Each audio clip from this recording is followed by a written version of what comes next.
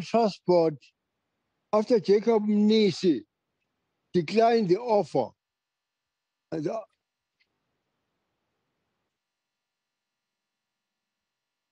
businessman Mnisi has blamed tribalism for his withdrawal as the nominee of the Ngonyama Trust Board chairperson post. This is the main center of all this that is happening. Mr. Jacob Mnisi, a businessman from Mpumalanga province. And what is circulated is premised, from what I can understand, on discussions between the king and I on Sunday, the 14th of May. And I must point out, ladies and gentlemen, that when His Majesty the King meets with his Prime Minister or writes to his Prime Minister, the content of discussions is not intended for public consumption, and it is by its very nature private and confidential.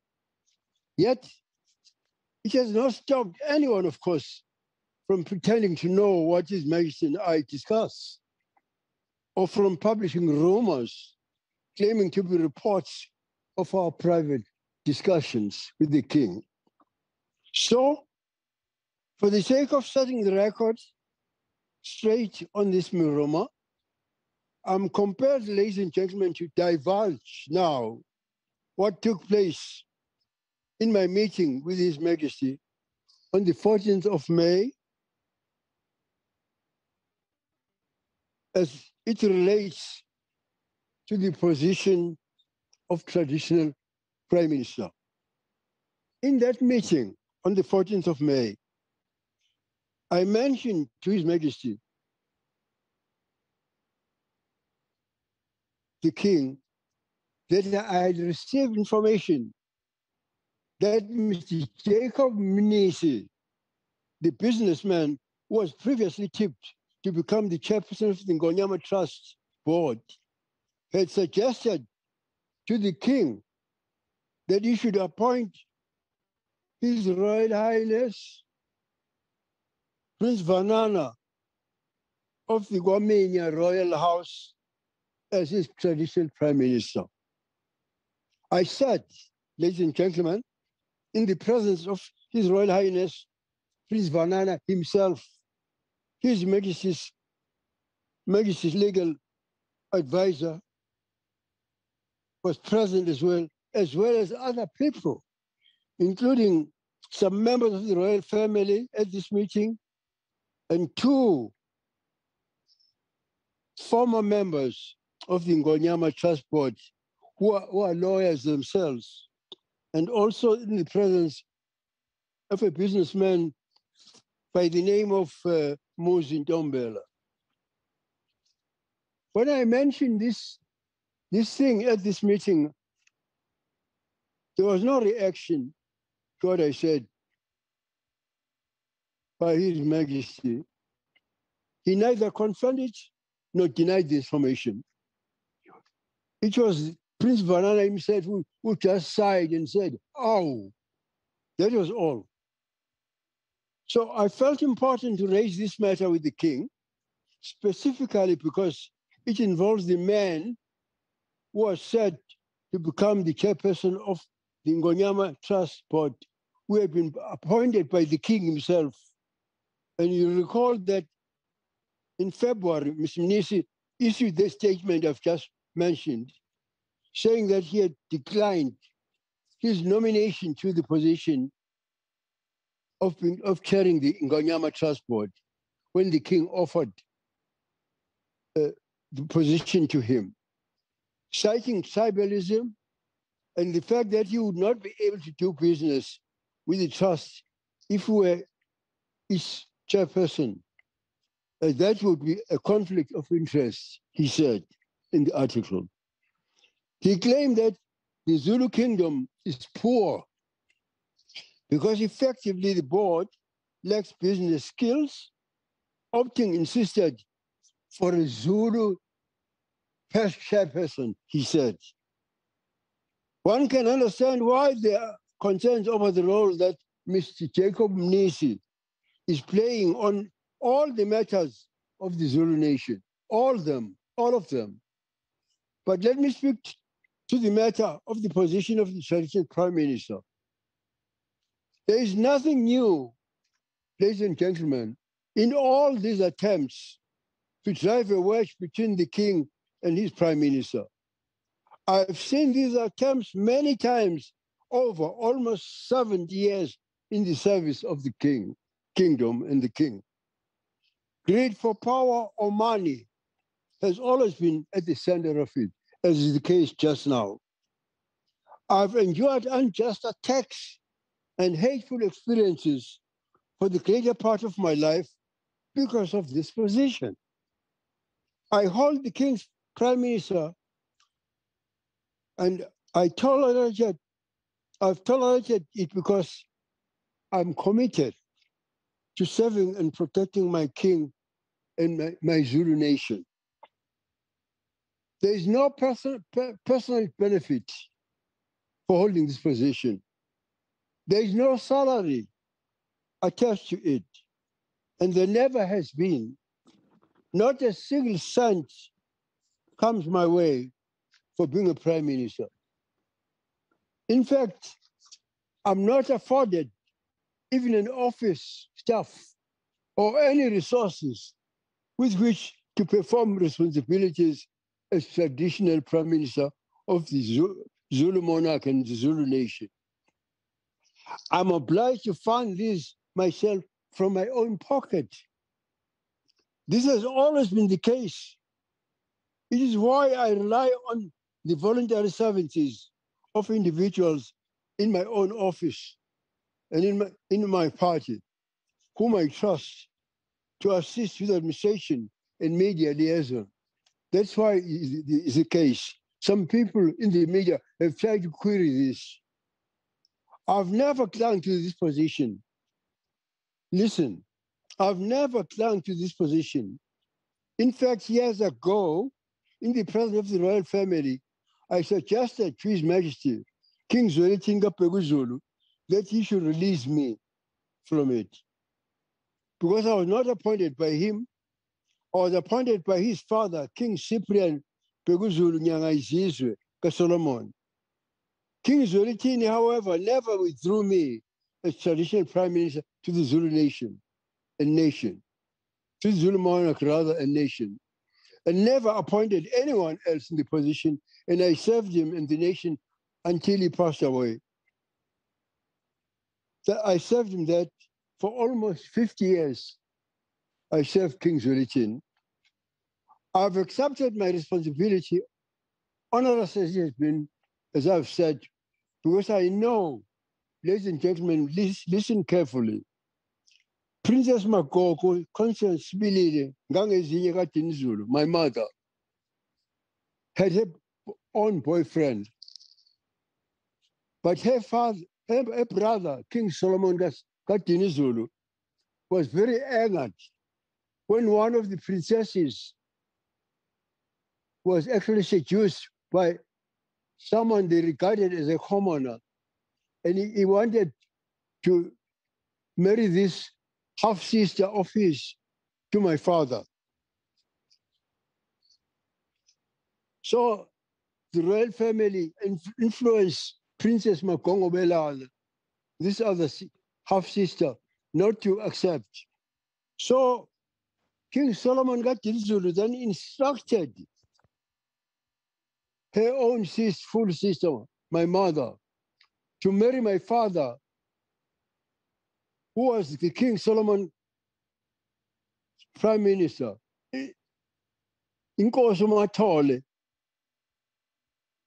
And he was sort of trying to reward my father because my father, Inkosi uMathole Buthelezi, had helped the king to resolve a very complicated matter between his principal induna, Mankulumana Kamasomaphunga Ndwandwe, and Prince Mngaiza, the son of the half-brother to King Cetshwayo, which led the king then, King Solomon, to offer the hand of his only full sister.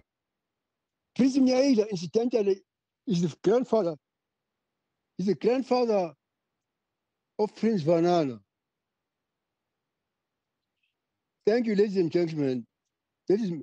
I thank God for that. In a sense, I'm haunted by that history and that arrangement and that instruction by my uncle King Solomon to my mother to abandon her own boyfriend to marry my father.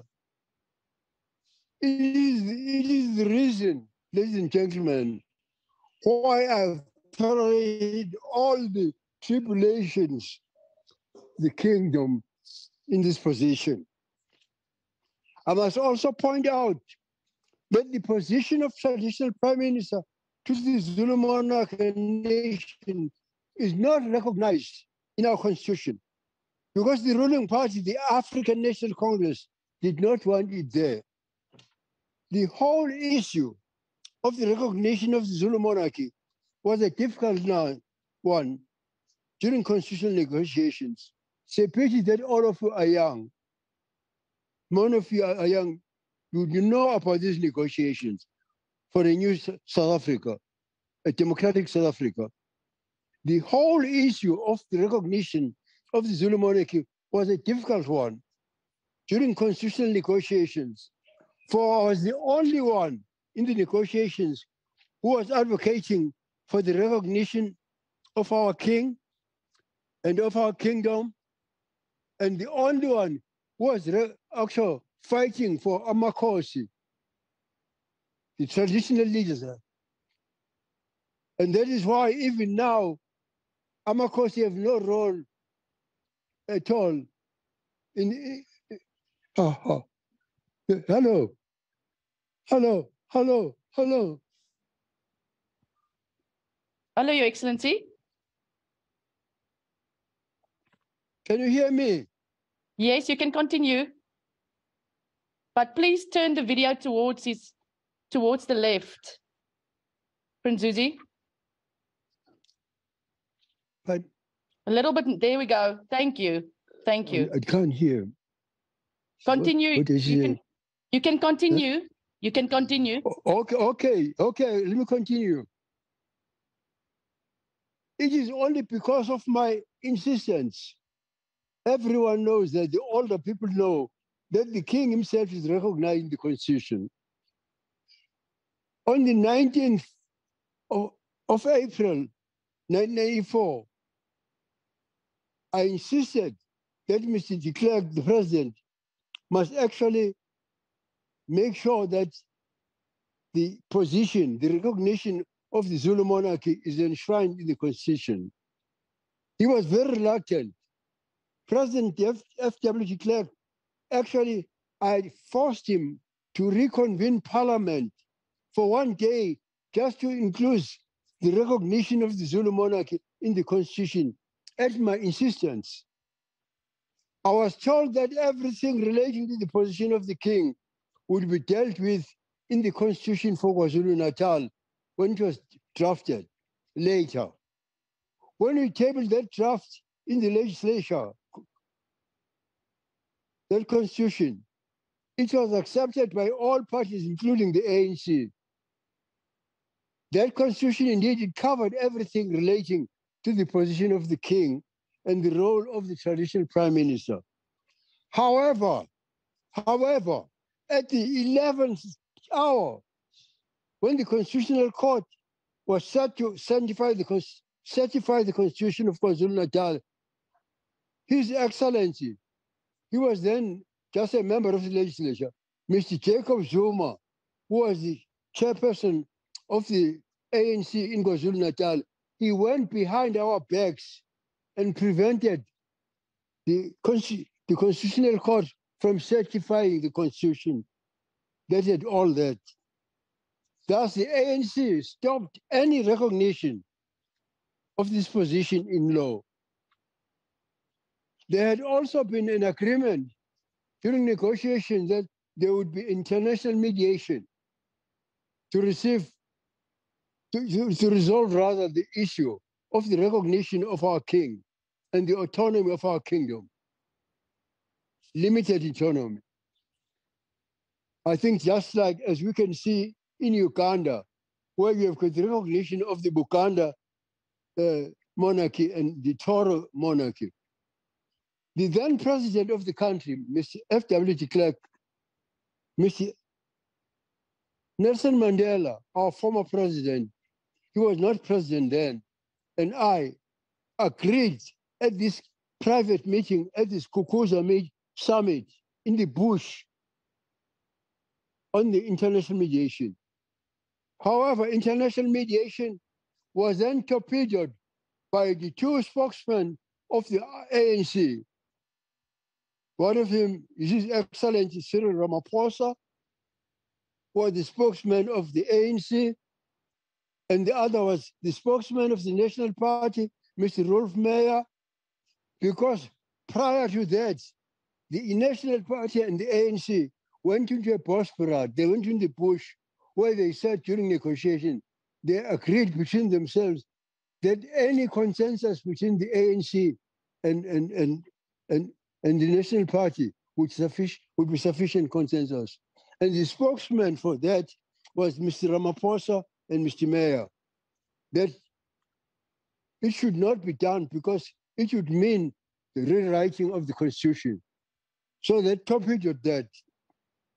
So I decided that the IFE was not going to go into election. We all decided that. But on the 19th of April, 1994, only 8 days before the 1994 elections, Mr. Mandela, President de Klerk, and I signed a solemn agreement that the international mediation would resume as soon as elections were over. But that promise again was dishonored because we agreed on the 19th that the international mediation, Mr. Mandela agreed, Mr. de Klerk and I, that after the 27th, after the election, the international mediation would immediately. And this international mediation was very important, ladies and gentlemen. You know, among its members were people like Lord Carrington, who carried out all the negotiations of all the former colonies of Britain. And among it, one of the mediators was the former United States Secretary of State, Dr. Kissinger. So we agreed on that. But then after the election, I kept on asking Mr. de Klerk, when is this going to be done? And whenever I asked Mr. Deputy President de Klerk about it, he said whenever he raised it with Mr. Mandela, the president got very angry. He would get angry and he wouldn't actually want to engage with the subject, have it mentioned, you know. And so that agreement has not been honored to this day. It was dishonored. And at the same time, in the royal family itself, there emerged someone called Prince Sifiso Zulu, who was said to be a product of King Pande, a descendant of King Pande, who said that, you know, who also dismissed any idea of an international mediation and said the government would do it. Ladies and gentlemen, I felt it necessary for me to provide you with this background because most of you are young, you don't know it, so that the idea may be put to rest once and for all. For all that I'm clinging, any idea that I'm clinging to this position of traditional prime minister, as though I receive some personal benefit from holding it, when I don't get even a blue cent. there would be no humiliation for me to relinquish it now. Having served loyally for almost 70 years, I would have no regrets whatsoever. But the simple fact is that I have not asked His Majesty to release me from the position, because I told His Majesty from the very beginning that I would serve at his pleasure for as long as he required me and as long as I'm able, for the sake of the kingdom and for the sake of the Zulu nation. The king has not asked me to relinquish his position in spite of all these circumstances, and I'm still in the service of the king. So you can see how much damage these journalists who wrote all this, actually stirring, pandemonium in the Zulu nation by saying that I've relinquished it. I realize that the current speculation, which is baseless as it is, has been bolstered by a publication of an article that purports to convey the contents of a private letter which was written to me by His Majesty the King on the 17th of May this year. I'm disgusted, ladies and gentlemen, by the action of the journalist on the question, because he has always dogged my steps. This journalist of the Daily News at one time, published in the Daily Sun that I shortly after my wife had died, that I was going to get married to the grandson of the founder of the African National Congress Youth League, the founder of he said, he speculated that, and he'll forgive me. And he crudely said that he wondered why I was going to do so, because I can no longer poke, P-O-K-E. Apologies. Now, this is the journalist now who wrote that tribe. And by doing so, he has compromised the court case of His Majesty the King by publishing confidential correspondence between the King and his Prime Minister relating to the case. The matter is sub judice and will be heard in the court in the next few days. I have no intention, therefore, ladies and gentlemen, of speaking about this case in the media, knowing that the matter is still in court. But I must point out that the contents of the King's letter to me were not quoted verbatim either. Certain words were changed and others were omitted, which materially affect the meaning of the letter.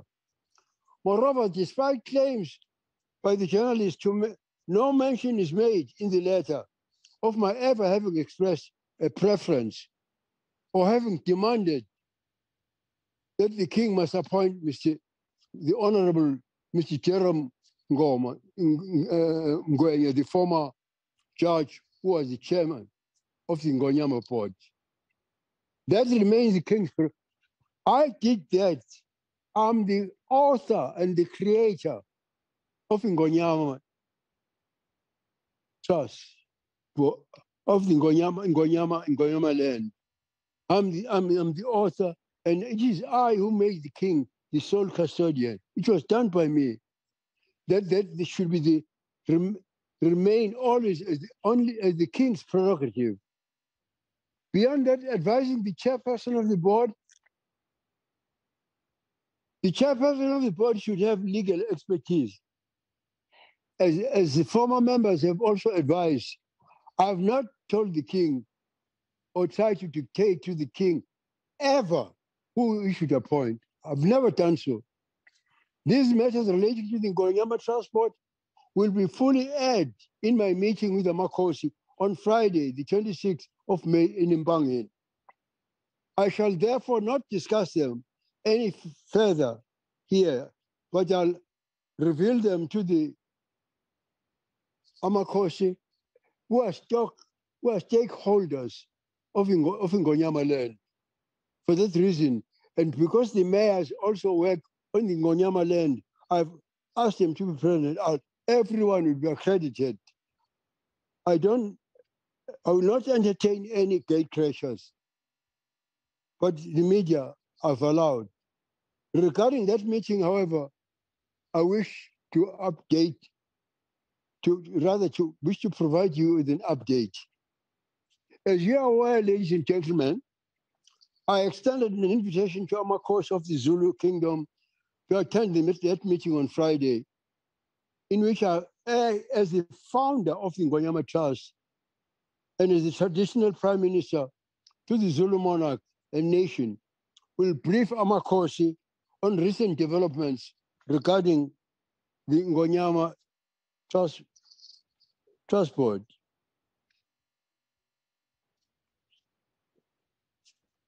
Ladies and gentlemen, since the invitation was issued, there have been several misrepresentations of the meeting being an imbizo. That is not an imbizo. It's not an imbizo.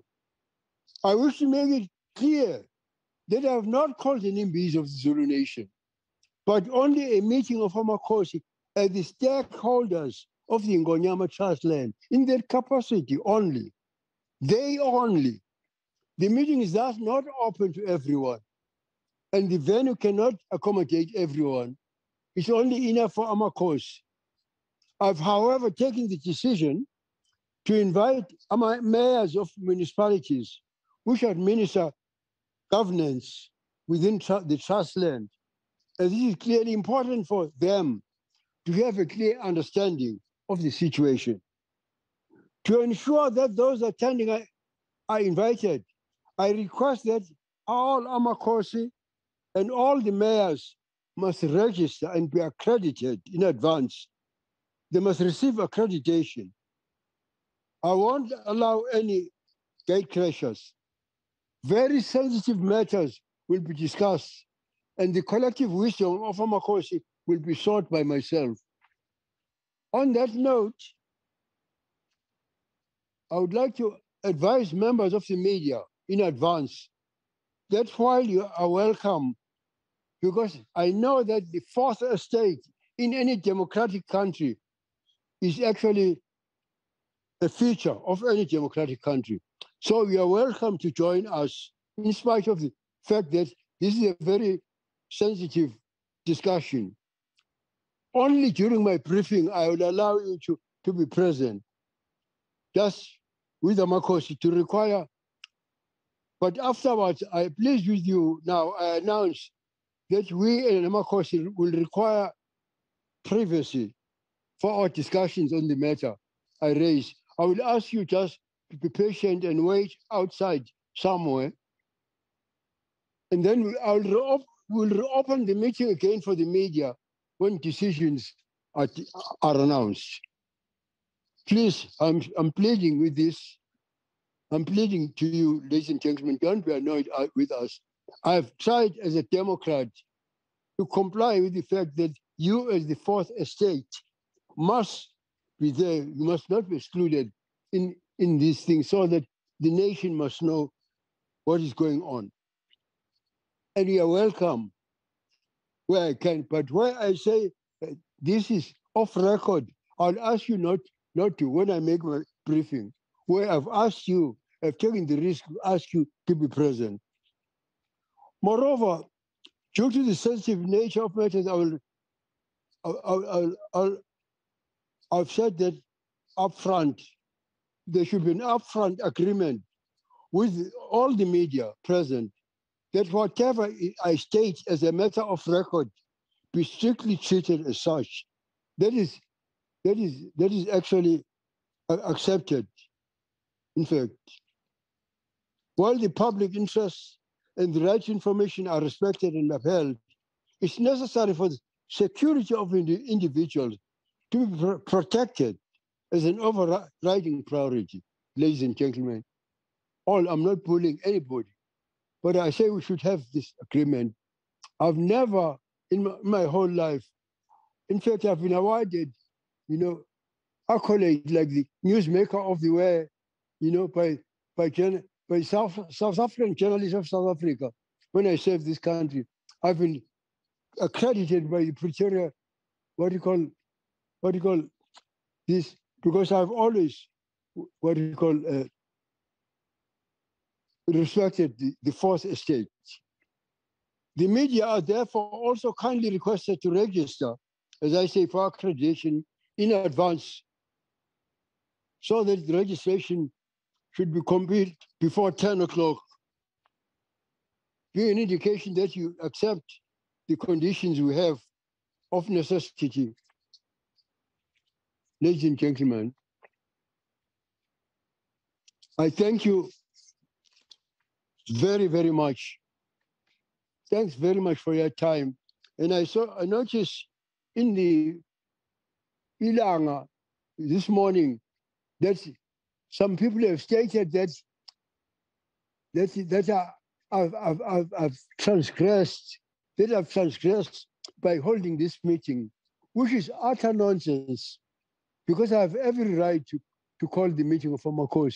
And I had the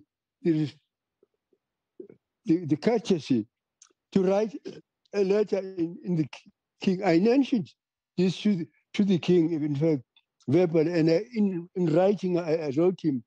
And in fact, I was not asking for permission. I was just doing so. I'll tell you an example. That in 1994, because the king was angry because Umar Deba was not invited to the king's celebrations, boycotted he canceled the king's celebrations.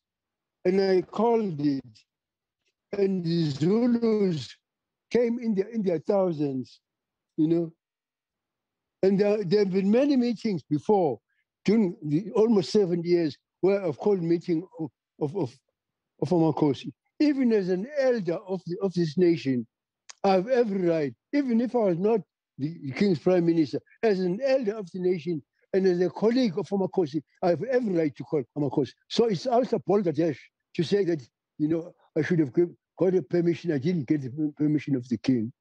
I want that matter clearly. Well, I thank you. That is what I wanted to say to you. And I thank you profusely, ladies and gentlemen, for having come. But if you have any question, then... Huh? Yes, there are questions. If you have any question, then